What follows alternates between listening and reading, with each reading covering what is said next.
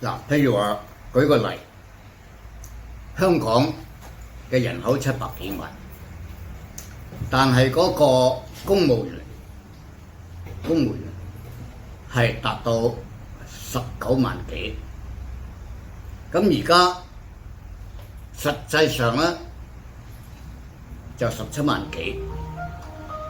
咁亦即係話17萬幾咧，其實如果依規劃嚟到講啊，仲應該要招2萬人嚟到去從事運作，咁樣先至話夠暢順、夠人手喎。嗱，我哋睇下700幾萬人，你單純警務處都有2萬幾3萬，係咪？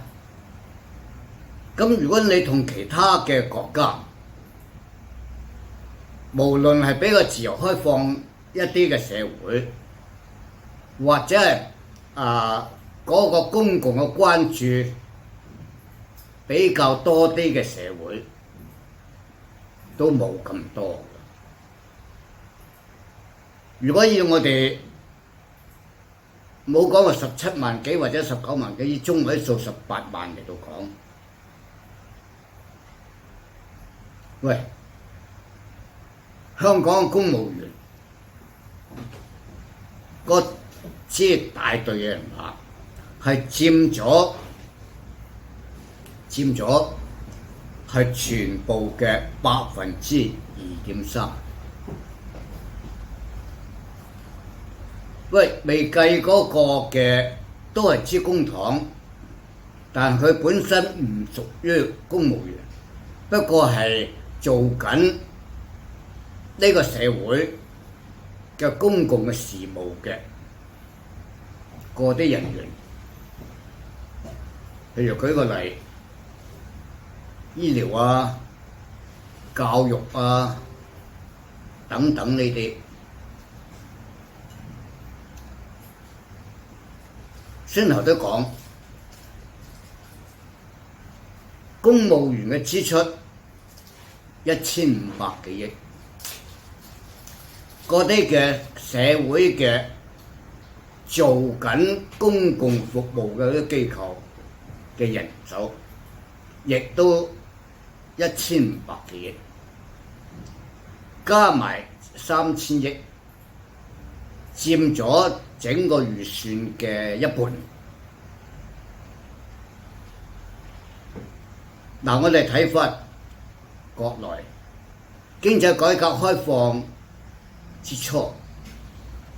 於是乎引入一啲資金，甚至到包括咧，譬如話香港一啲嘅嗰啲工廠喺香港，因為人工貴、廠房貴，所以搬到去內地。喺內地嗰時以3來1補嘅方式，補償貿易嘅方式嚟到去發展。咁嗰啲提供廠房啊、宿舍嗰啲咁嘅嗰公社或者係嗰啲嘅農村，係收到啲錢嚟到咧係做各樣嘅嘢，都係一個問題。內地嗰個嘅公務員嘅薪金以前偏低，逐啲改善，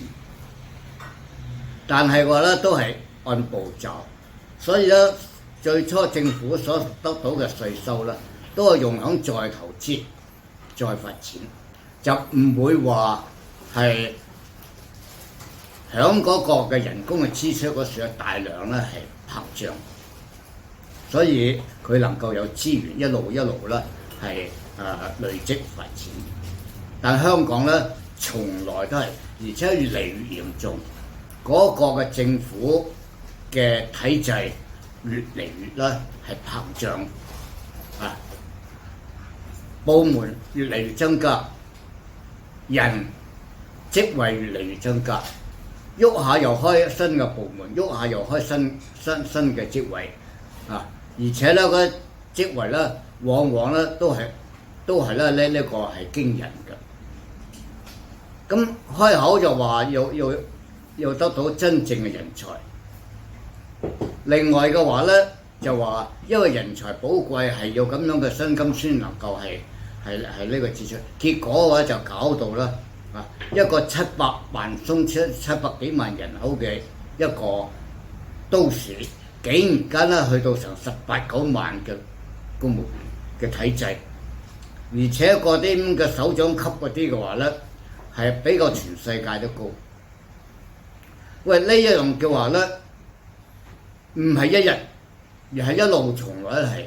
而且越嚟越嚴重，咁就搞到你17萬幾人支出1500幾億嘅嗰個薪津咯。喂，另外仲有咧就話個啲嘅係長俸係欠咗一大筆嘅喎。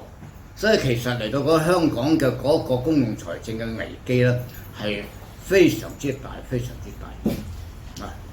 咁但係嘅話咧，冇真正認真。如果係咁樣嘅話，只係一路都話係週期性嘅問題，第日會改善嘅咁樣，就會只有啦嗰個赤字就會係，就算唔係一路加大，一路咧係逐啲減少緊，但逐啲嘅話咧，就有排搞啦，係嘛？而嗰個嘅每一年嘅1-2千億嘅赤字，你已經有好多係變成咗經常性嘅開支，係唔縮得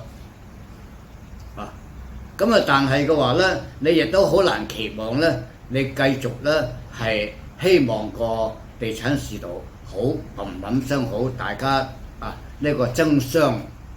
出高價嚟到投地，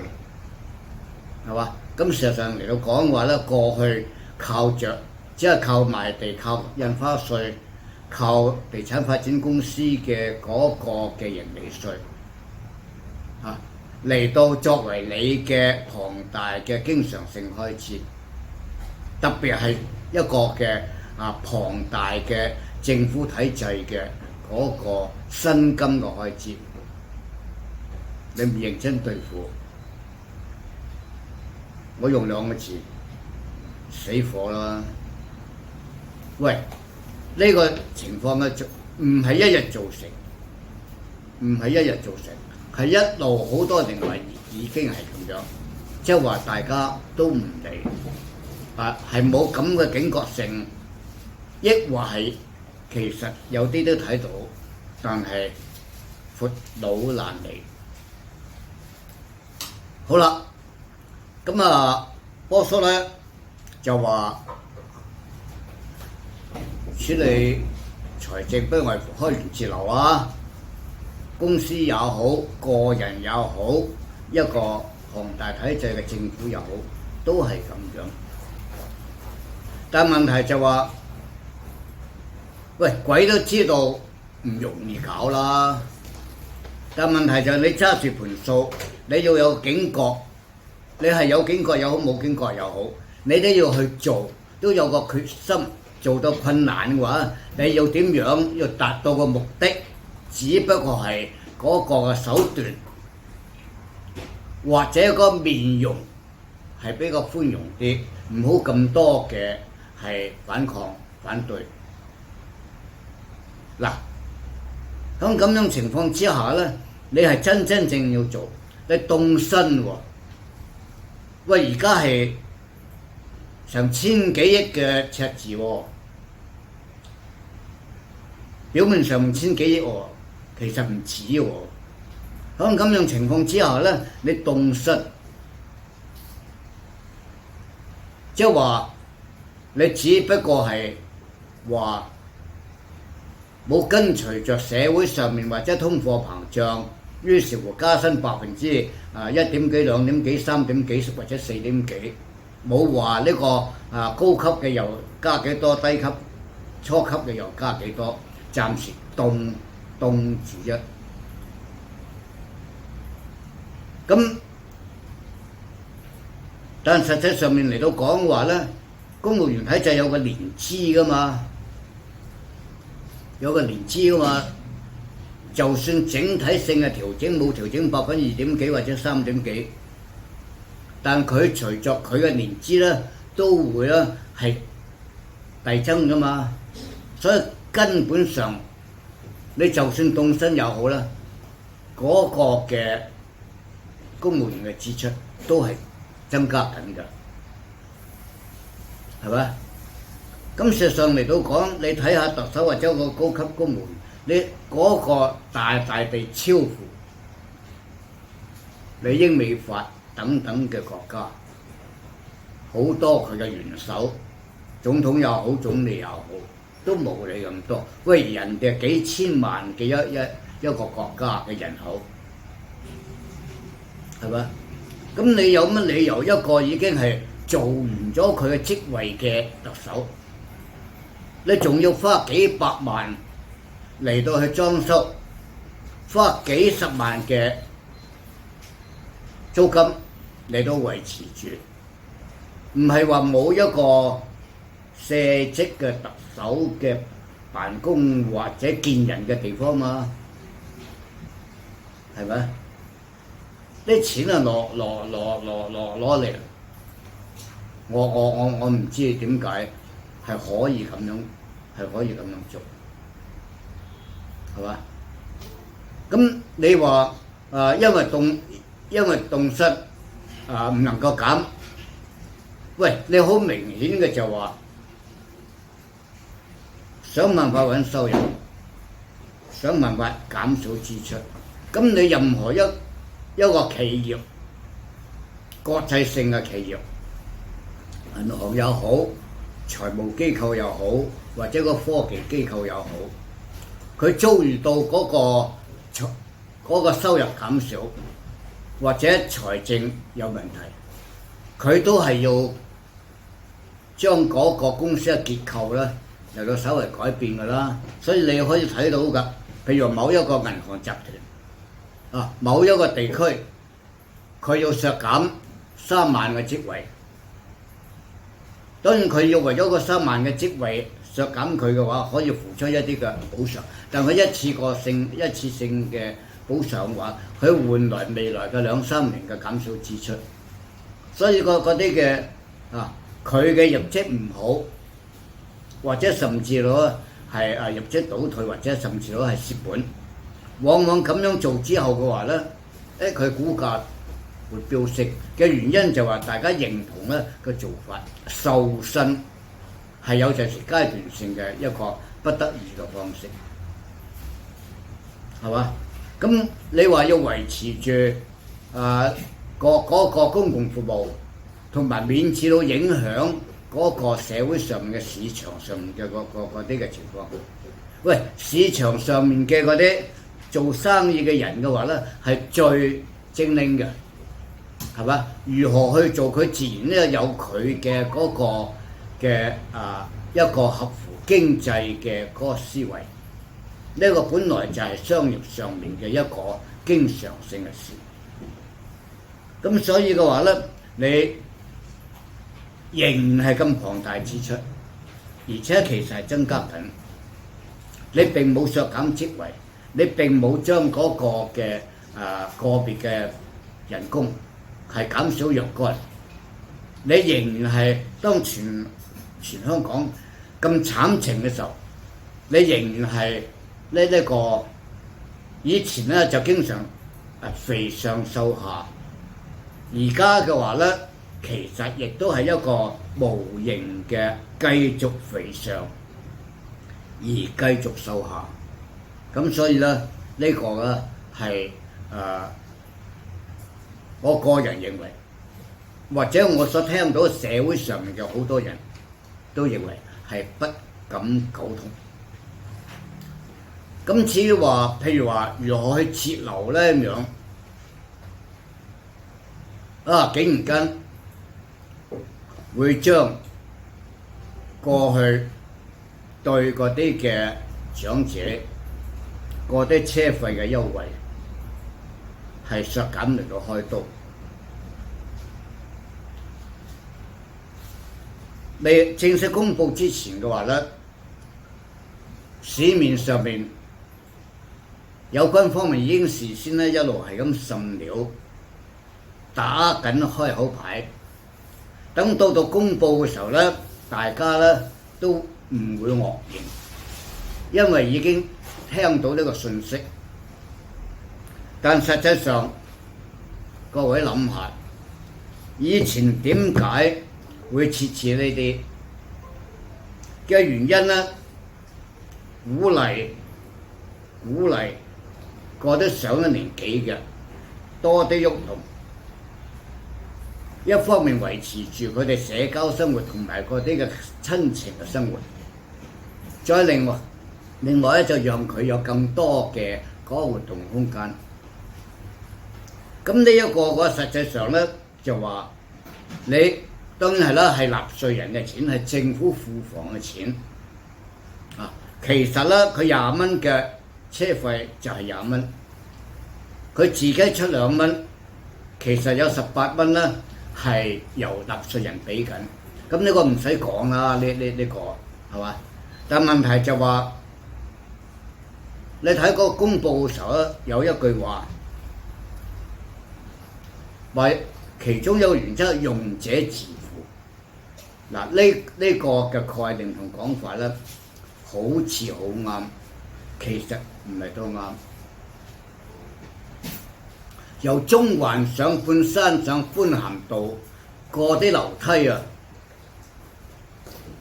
電動樓梯，點解要起咧？就係因為作為香港嘅社會嘅建設啊嘛。有邊度有需要公共嘅建設應該做嘅，咁咪做啦。咁咩叫做用者自負啫？無論係城市裏邊嘅各種嘅服務，譬如好似警察叔叔，咁警察叔叔係維持整個香港社會噶嘛，無論邊一個用也好，都冇用者自負呢樣嘢噶嘛，係咪？咁你住響旺角，咁半山嗰條電動樓梯同佢關佢咩事咧？點解佢作為納稅人要支付嗰個咧？咁係唔係話每一個住響般咸道或者羅便臣道嘅人，每一次用就都要入1蚊2蚊咧？唔係咁樣嘛，係整個大社會嘅一個通盤嘅設計。呢啲人佢需要一種服務就俾佢，嗰啲人需要嗰種服務就俾佢嘛。所以呢個用者自負呢一句話咧，表面上係好啱，但實際上咧係有值得啦係分析嘅。咁啊，因為有好多人咧就覺得，哇！呢個20幾蚊過海，咁樣嘅時候咧，政府咪要負擔好多。咁另外就講出一啲嘅制度上面嘅瑕疵啦。有一位響政界好有名，而家個體制上面做到好高職位嘅，都呢個係話要檢討，而且咧就覺得超過幾多嗰個咧就採取另外一種方式啦，佢就要用呢個20%嚟到計，因為咁樣咧就可以避免啦，有啲係長途短達。嗱呢一個嘅話咧，邏輯上咧就更加荒謬。你而家嘅情況20蚊，佢出2蚊，其實咧係你政府或者納稅人出咗20蚊，同佢出20蚊，不過收翻佢2蚊。嗰個嘅邏輯同埋程序係咁樣嘛？你根本上係目的就係讓佢多啲行動，多啲出動，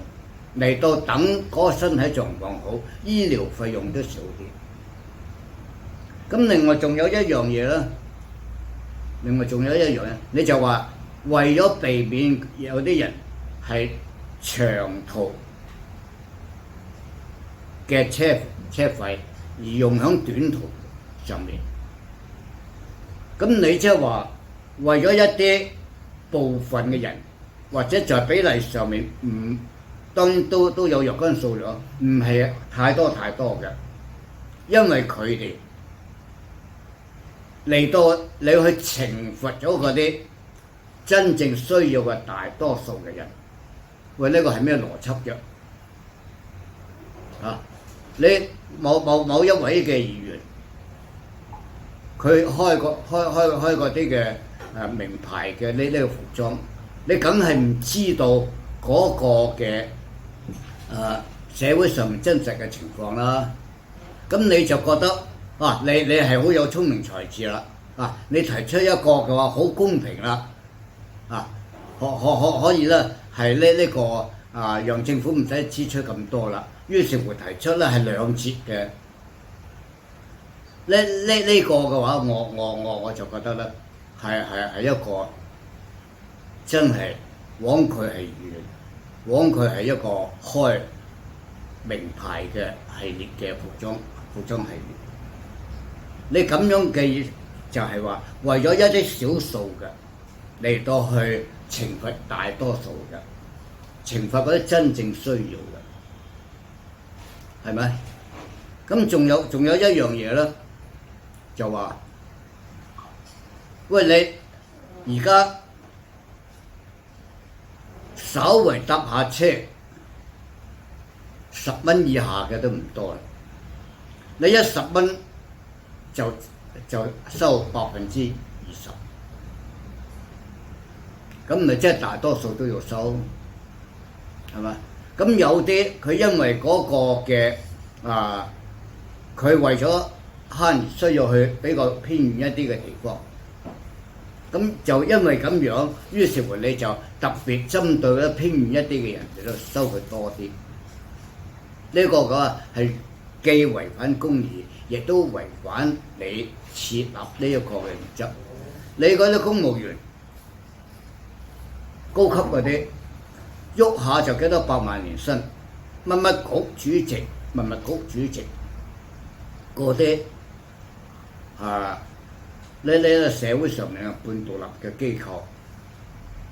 喐下就700萬、600萬嘅年薪。咁但係嗰啲嘅1元幾塊嗰啲，或者本來係絕對係一片嘅善心、一片好心嘅嗰個嘅係車費嘅優惠，全部付晒俾佢，只不過收翻佢2蚊象徵式。咁你都要借住話嗰個嘅避免呢個係短途而搭長途嘅車費同埋支出。呢個嘅話公義何在？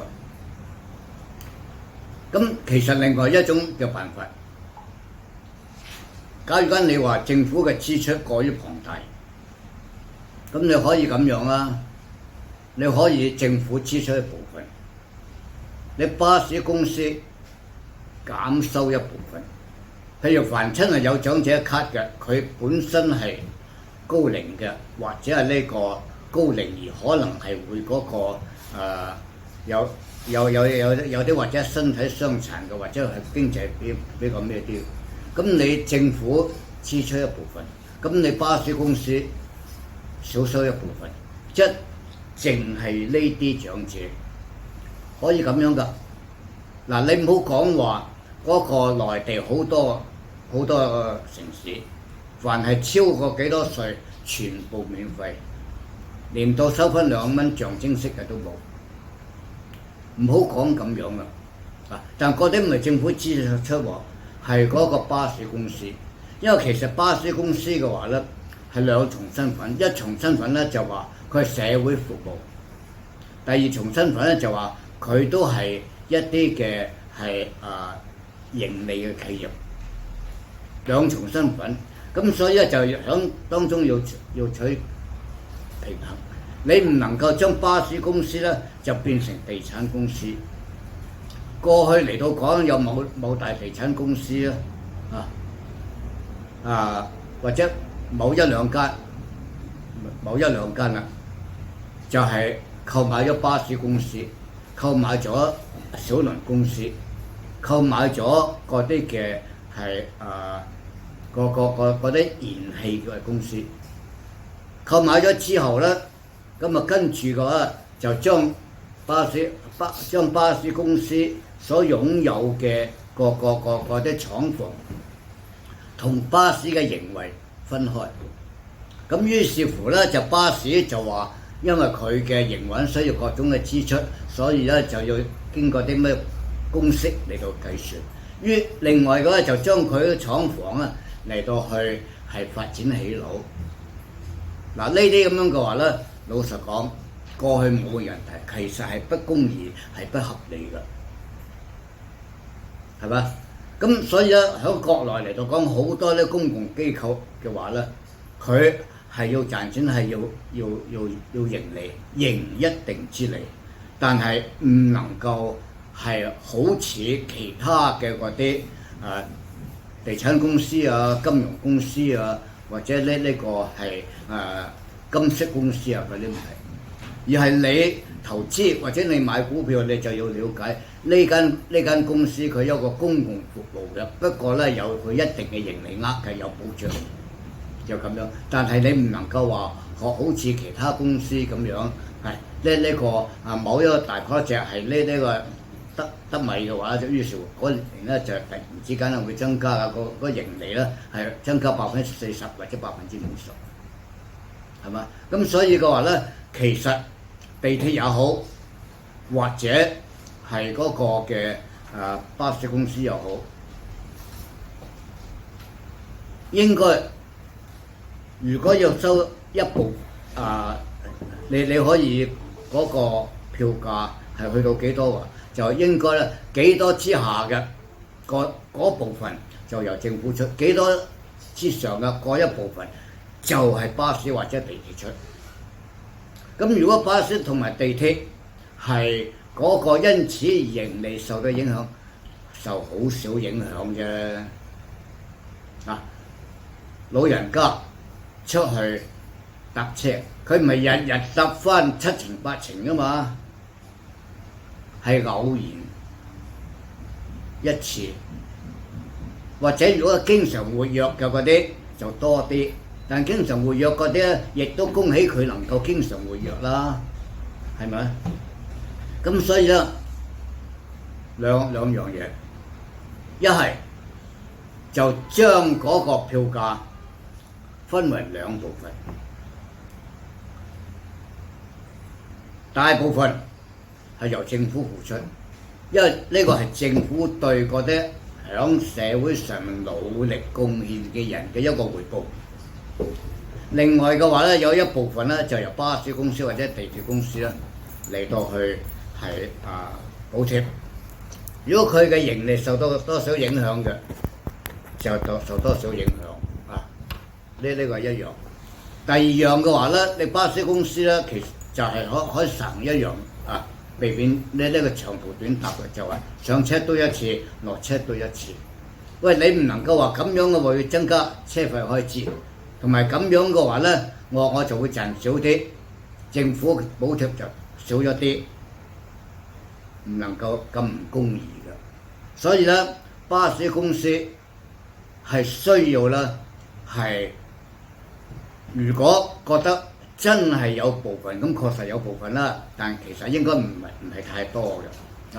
咁樣嘅時候咧，你就要佢落車多一堆，咁多一堆嘅時候咧，就只係扣嗰佢嗰一部分。咁政府咪可以呢個係撥少咗佢嗰個剩餘嗰部分咯。咁你巴士公司唔應該全心啦，就話好咯。如果佢哋咁樣嘅話咧，我賺埋佢後面嗰權，呢個咧係唔應該有咁樣情況嘅。咁所以咧一句話就話今次嘅嗰個財政預算，阿波叔同埋佢嘅團隊，同埋整個嘅公務員都係付出咗辛勞，亦都咧係同意咗凍薪，但凍薪係唔夠，你成千億，而且過去幾年咧已經用咗好幾千億，咁眼白白未來嘅話咧，唔可能急速係可以將個財政係大幅減少，咁所以咧係必須要係咬緊牙根，唔能夠話係以影響公務員嘅心理，影響社會上面嘅一個嘅連鎖性嘅效果，而拒絕減薪，特別係高級嘅公務員係大幅減薪。第二嘅話咧，就話嗰啲嘅係長者嘅嗰啲車費嗰啲嘅話咧，你巴士公司應該要係上車多一次，落車多一次，合理地計翻佢真正嘅車程。咁另外嘅話咧，你巴士公司唔應該咁貪，話想食埋佢，其他冇呢個係搭嘅嗰一部分。亦都更加唔應該話怕麻煩啦，裝多一啲嘅裝置嘅程序，呢啲係好簡單啫。今日個科技咁進步，咁再另外嘅話咧，就話公務員一定要大量縮減，因為公務員多嘅話咧係並不一定效率高。你睇下，當然我哋其實都應該好慚愧，時時都要與新加坡嚟到比。而且咧就新加坡咧樣樣咧都好似係呢個特別嘅標青。咁你新加坡嘅嗰個嘅係得600幾萬人就得86000幾嘅公務員，香港就700幾萬人有成17萬幾啦，個定額咧就19萬幾嘅公務員。咁即係話你香港嘅嗰啲公務特別多得好緊要抑或係香港嘅公務員嘅嗰個效率低，太臃腫架床疊屋咧，咁所以咧我哋真正要認真係思考有關香港公共財政同埋嗰個地步應該到達咗好危險啊！好啦，咁講到呢度再見各位。